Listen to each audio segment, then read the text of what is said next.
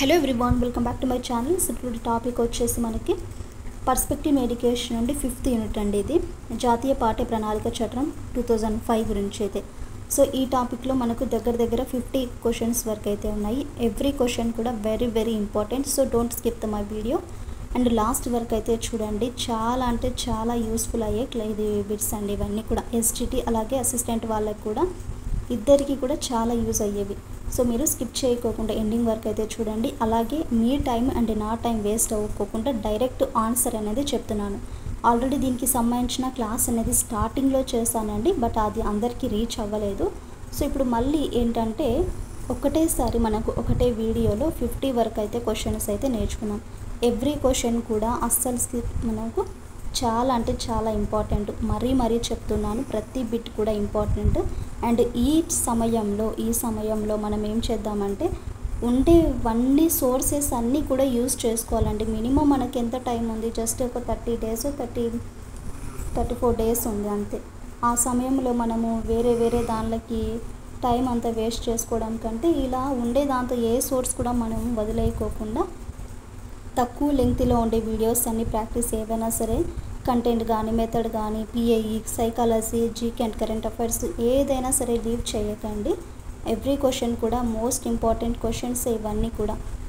So late చేయకోకుండా class అయితే start చేద్దాం. ఇక ఫస్ట్ క్వశ్చన్ చూడండి. ఎన్సిఎఫ్ 2005 ప్రకారము ప్రాథమిక తరగతులలో బోధనా పద్ధతులు ఈ విధంగా ఉండాలి. ఏ విధంగా ఉండాలంటే భాగస్వామ్య మరియు చర్చ ఆధారితంగా అయితే ఉండాలి. దేని ప్రకారము? ఎన్సిఎఫ్ 2005 ప్రకారము భాగస్వామ్య మరియు చర్చ ఆధారితంగా ప్రాథమిక తరగతుల్లో ఈ బోధనా పద్ధతులు అనేవి ఉండాలి. ఓకేనా? Next question.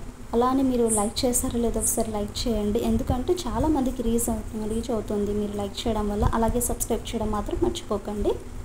ఎన్సిఎఫ్ 2005 ప్రకారము పాఠ్య పుస్తకము మరియు బోధనా ప్రాక్టీస్లో తప్పక ఉండవలసిన అంశం ఏంటంటే ఇక్కడ స్థానిక జ్ఞానం మరియు పిల్లల యొక్క అనుభవాలు. ఎన్సిఎఫ్ 2005 ప్రకారము పాఠ్య పుస్తకము మరియు బోధనా ప్రాక్టీస్లో తప్పక ఉండవలసిన అంశం ఏంటి? స్థానిక జ్ఞానం ఉండాలి, పిల్లల యొక్క అనుభవాలు ఉండాలి. Next question. ఎన్సిఎఫ్ 2005 ప్రకారము సాంఘిక శాస్త్ర విషయ భాగము దీనిపై దృష్టి పెట్టవలసిన అవసరం ఉండేది. దేని పరంగా అంటే అవగాహన పరంగా ఈ ఎన్సిఎఫ్ 2005 ప్రకారము సాంఘిక శాస్త్ర విషయ భాగము భావనపర అవగాహనపై దృష్టి పెట్టాలి. Next question. ఎన్సిఎఫ్ 2005 ప్రకారము భారతీయ కళలు వీటికి సజీవ ఉదాహరణలు. దేనికండి? భారతదేశ సమాజ ఏకత మరియు సాంస్కృతిక వైవిధ్యం ఇవన్నీ కూడా ఈ ఎన్సిఎఫ్ 2005 ప్రకారము యొక్క భారతీయ కళలు. Next 5th question. పాఠశాల విద్య కోసం ఎన్సిఎఫ్ ఎస్సి 2000 సమీక్షించుటకు ఏర్పాటు చేయబడిన జాతీయ ఫోకస్ గ్రూపు ఎంత? మనకు 21. 6th question. పాఠశాల విద్య కోసం జాతీయ విద్యా ప్రణాళిక చట్టం 2000 ఎన్సిఎఫ్ ఎస్సి 2000 సమీక్షించేందుకు ఏర్పాటు చేయబడిన జాతీయ స్టీరింగ్ కమిటీ చైర్మన్ ఎవరు? చూడండి క్వశ్చన్ మరొకసారి.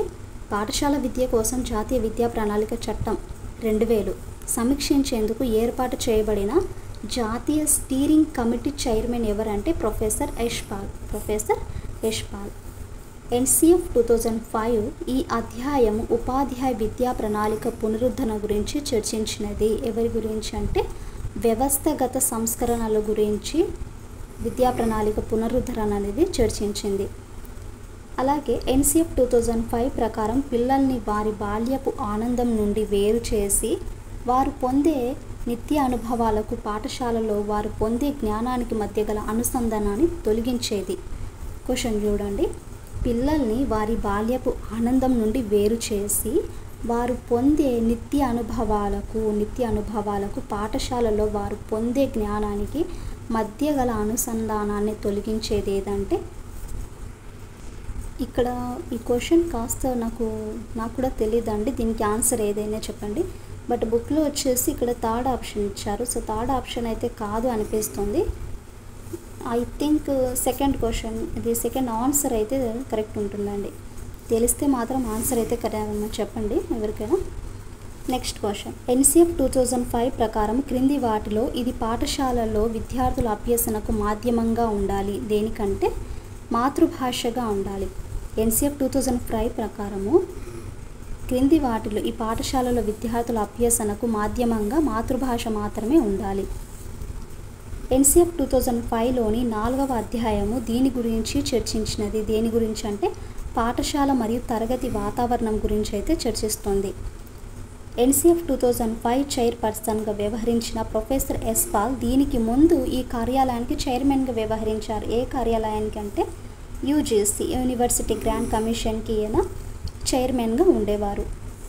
భారం లేని విద్య అంటే బర్డెన్ ఆఫ్ ఇది ఏమంటాం చూడండి. భారం లేని విద్య నివేదికలోని లోతైన అంశాలని విస్తారంగా ప్రస్తావించే డాక్యుమెంట్ ఎన్సిఎఫ్ 2005.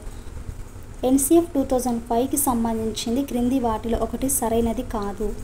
సరైనది కాదు అంటే ఆంగ్ల భాషకు తగినంత ప్రాధాన్యత ఇవ్వకపోవడము. ఎన్సిఎఫ్ 2005 ప్రకారము దేశంలోని వివిధ ప్రాంతాలలో పోల్చదగిన నాణ్యతను భరోసా ఇచ్చుటకు క్రింది వాటిలో ఒకటి అభిలషణీయమైన ఏర్పాటు. అదేంటంటే సాధారణ పాఠశాల వ్యవస్థ. Next question.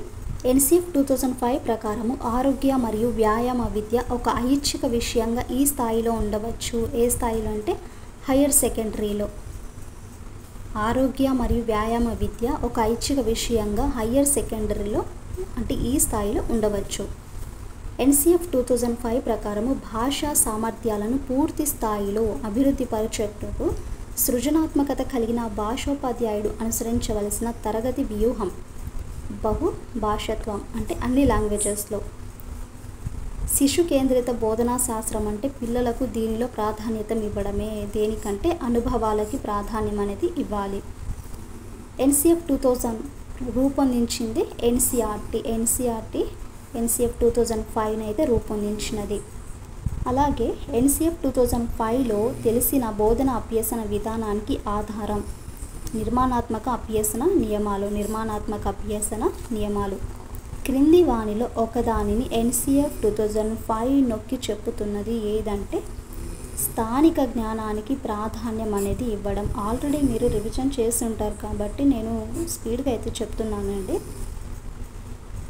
క్రింది వానిలో ఒకదానికి ఎన్సిఎఫ్ 2005 అనేది నొక్కి చెప్తుంది. దేనికంటే స్థానిక జ్ఞానానికి ప్రాధాన్యత అనేది ఇవ్వడము. అలాగే ఎన్సిఎఫ్ 2005 మార్గదర్శక సూత్రాలలో లేనిది కంఠస్థ పద్ధతులను ప్రోత్సహించాలనేది ఈ యొక్క మార్గదర్శక సూత్రాలలో లేనిది. ఎన్సిఎఫ్ 2005 సూచించిన మూల్యాంకనము నిరంతర సమగ్ర మూల్యాంకనము. గుర్తుంచుకోవాలి ప్రతి క్వశ్చన్ కూడా. ఎన్సిఎఫ్ 2005 నినాదము ఇందాకే చెప్పుకున్నాం కదా, లెర్నింగ్ వితౌట్ బర్డెన్ అనేసి నేషనల్ కరికులం ఫ్రేమ్వర్క్ యొక్క నినాదం ఏంటంటే ఇక్కడ లెర్నింగ్ వితౌట్ బర్డెన్ భారం లేని విద్య. ఎన్సిఎఫ్ 2005 అధ్యాయం 2 పేరు అంటే దేనికి అంటే తరగతి వాతావరణానికి పేరండి. తరగతి వాతావరణం యొక్క పేరు. మాటిమాటికి నేను ఎన్సిఎఫ్ 2005 అంటున్నాను కదండి, మన టాపికే ఎన్సిఎఫ్ 2005. సో రిపీటెడ్గా వస్తూనే ఉంటుంది. పరీక్షల గురించి ఎన్సిఎఫ్ 2005 సంబంధం కానిది ఏదంటే విషయాధారిత పరీక్షలు అనేవి ఉండాలి. ఎన్సిఎఫ్ 2005 అధ్యాయం 3 దేని గురించి తెలుపుతుందంటే పాఠ్యాంశాలు పాఠశాల స్థాయి మూల్యాంకనం అయితే తెలుపుతుంది. ఎన్సిఎఫ్ 2005లో గల అధ్యాయాల సంఖ్య 5. నేషనల్ కరికులం ఫ్రేమ్వర్క్ 2005 పౌరశాస్త్రంను ఏ విధంగా మార్చాలనేసి పేర్కొన్నది. రాజనీతి శాస్త్రంగా మార్చాలని పేర్కొంది. ఎన్సిఎఫ్ 2005 ప్రకారం సరికానిది ఏదంటే పాఠ్య ప్రణాళిక ఆచరణలో వ్యక్తిగత అంశాలకు చోటు అనేది కల్పించాలి. ఎన్సిఎఫ్ 2005 ఉపాధ్యాయ శిక్షణలో దేనిని ప్రవేశపెట్టమని పేర్కొన్నదంటే శాంతి విద్యను శాంతి విద్య అనేది ప్రవేశపెట్టాలనేసి కోరుకుంది. ఎన్సిఎఫ్ 2020 ప్రకారము విద్యా ప్రణాళిక నిర్మాణము 5+3+4 ఎన్సిఎఫ్ 2020 సామాజిక లేదా ఆర్థిక స్థితితో సంబంధం లేకుండా విద్యార్థులందరికీ అధిక నాణ్యత గల విద్యను ఈ సంవత్సరం నాటికి సాధించాలనేసి లక్ష్యంగా పెట్టుకునింది. ఏ సంవత్సరానికంటే ఈ బిట్ ఎక్కడైనా కూడా ఎప్పుడూ ఒకసారి వస్తూనే ఉంటుందండి. ఎన్సిఎఫ్ 2020 సామాజిక లేదా ఆర్థిక స్థితితో సంబంధం లేకుండా విద్యార్థులందరికీ అధిక నాణ్యత గల విద్యను ఈ సంవత్సరంలో కల్లా లక్ష్యంగా అనేది పెట్టుకుంది. ఏ సంవత్సరం అంటే 2030 కల్లా సాధించాలని లక్ష్యంగా పెట్టుకుంది. 33 పిల్లల మెదడులో ఎదుగుదల 85%కి పైగా 6 సంవత్సరాల వయస్సు కంటే ముందే ప్రారంభమవుతున్నది తెలియజేసిన నివేదికనే NEP 2020.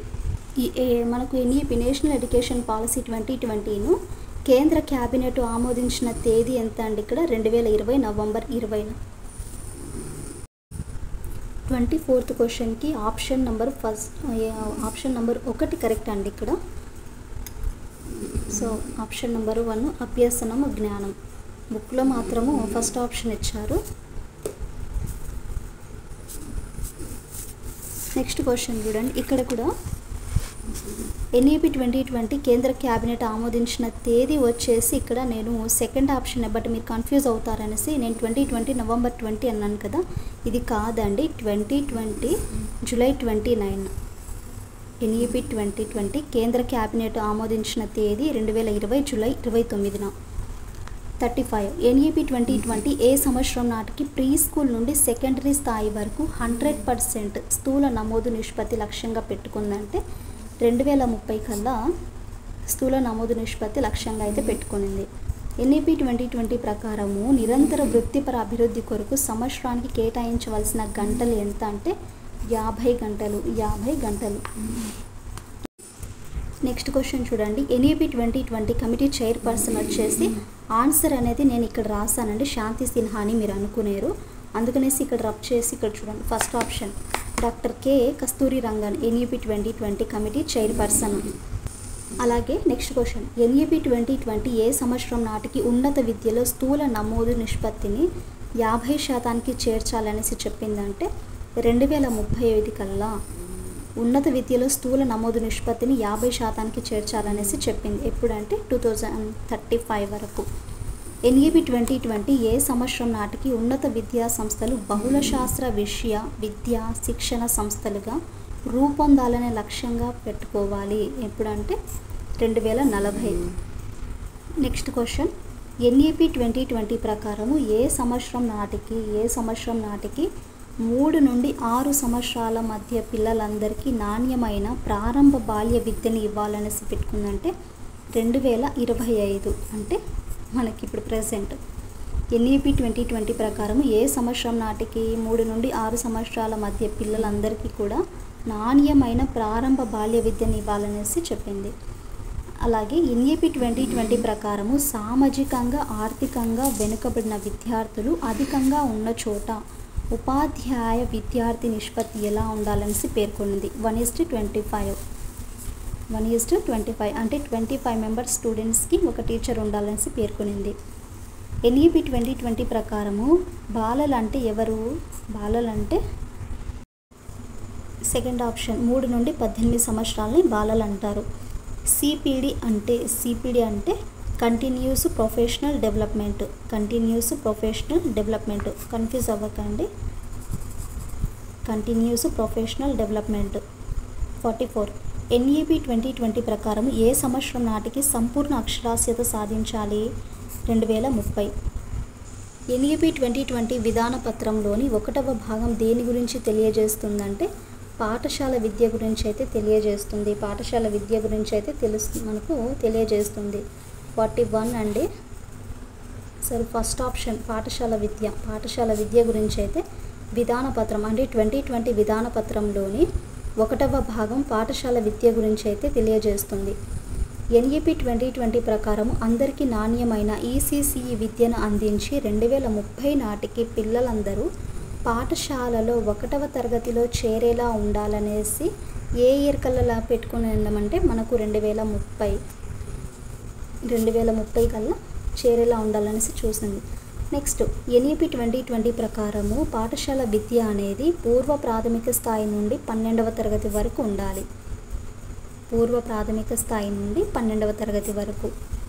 నెక్స్ట్ NEP 2020 ప్రకారము 5+3+3+4లో 4 అనేది ఈ స్థాయికి చెందినది. ఏ స్థాయికి అంటే సెకండరీ స్థాయికి చెందినది.